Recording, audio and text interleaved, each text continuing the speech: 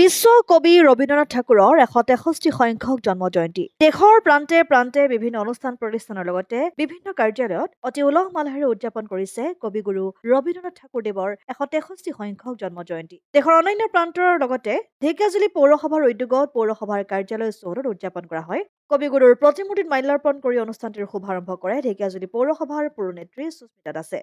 অনুষ্ঠানটিত উপস্থিত থাকে ঢেকিয়াজুলি পৌৰসভাৰ ৩ নং ৱাৰ্ডৰ ৱাৰ্ড আয়ুক্ত নৰেন্দ্ৰ কুমাৰ মিশ্ৰৰ লগতে ঢেকিয়াজুলি পৌৰসভা কাৰ্যালয়ৰ বিষয়ববীয়াসকল। সমগ্ৰ ভাৰতবৰ্ষত বিশ্বকবি কবিগুৰু ৰবীন্দ্ৰনাথ ঠাকুৰৰ জন্ম জয়ন্তী উদযাপন কৰা হৈছে।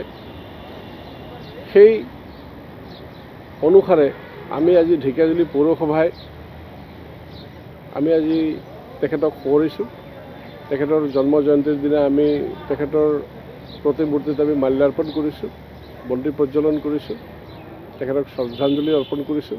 যিহেতুকে আমাৰ ইয়াত ঢেকিয়াজুলি পৌৰসভাত দুটাকৈ ভৱন আছে, তাৰে আমাৰ এটা ভৱনৰ নাম কবিগুৰু ৰবীন্দ্ৰনাথ ঠাকুৰৰ নামতেই নামাকৰণ কৰা হৈছিল আৰু তেখেতৰ ইয়াত এটা প্ৰতিমূৰ্তি স্থাপন কৰা হৈছিলে।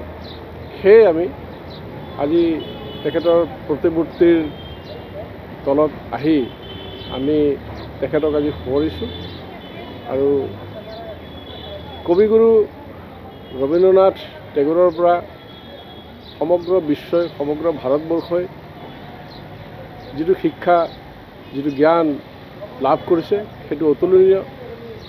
তেখেতে গীতাঞ্জলি নামৰ যিটো গ্ৰন্থ তেওঁ ৰচনা কৰিছিলে, তো বিশেষ তেখেতৰ বিষয়ে ক'বলৈ